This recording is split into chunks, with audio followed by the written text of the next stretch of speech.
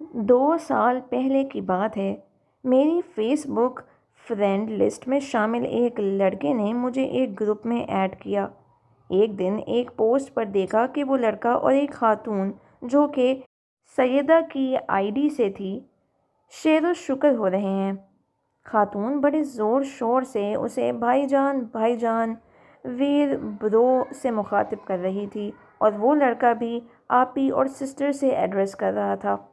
میں جو کہ اس لڑکے کے ٹریک ریکارڈ سے کافی حد تک واقف ہو گیا تھا، میں نے ہماری مادری زبان میں اسے کہا کہ شرم کرو، شکار ہی کرنا ہے تو سیدھے طریقے سے کرو۔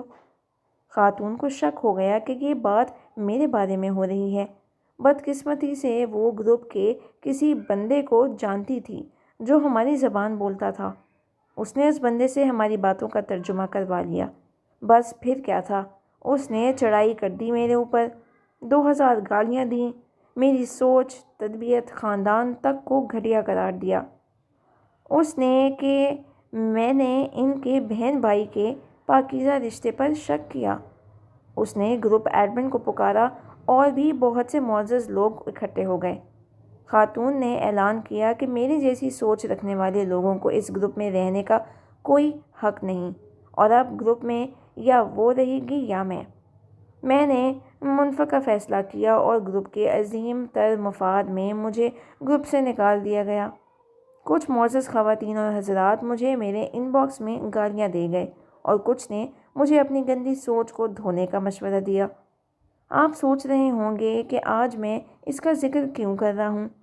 وجہ یہ ہے کہ کل اسی لڑکے نے مجھے اسی خاتون سے ویڈیو کال سے لیے ہوئے اسکرین شاٹ بھیجے، جس میں وہ معزز خاتون اس لڑکے کو اپنے اثاثہ جات سے روشناس کروا رہی تھیں، جن کو جاننا صرف اس کے خاوند کا حق ہے۔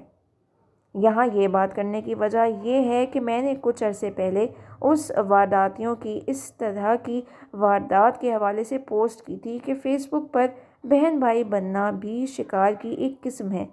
یہاں کسی کو بہن بنانا بھی ایک جال ہے، اور میں نے جس کو بھی یہ جال پھینکتے دیکھا ہے اسے کبھی ناکام ہوتے نہیں دیکھا۔